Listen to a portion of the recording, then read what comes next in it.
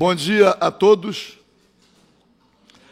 Às 11 horas, pelo relógio da sala 311, às 11 horas e 14 minutos do dia 9 de novembro de 2007, na qualidade de presidente, dou por abertos os trabalhos da Comissão Parlamentar de Inquérito para investigar, vamos chamar sinteticamente, o desmonte da Petrobras.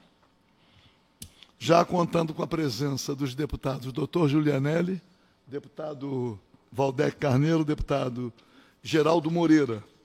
Nós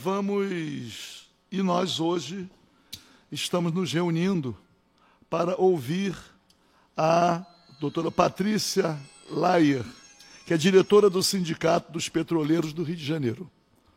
Como nós enfrentamos inicialmente na nossa CPI, uma surpreendente ação judicial, onde o presidente da Petrobras, Pedro Parente, até se colocando numa posição que eu caracterizo como de suspeição, resolveu enfrentar, ajuizar uma ação para que ele e outros dirigentes da Petrobras não pudessem ser ouvidos. E, ao mesmo tempo, impedindo a nossa comissão de requisitar documentos. Conseguiu uma liminar, nós estamos enfrentando com a Procuradoria, ainda não temos o resultado.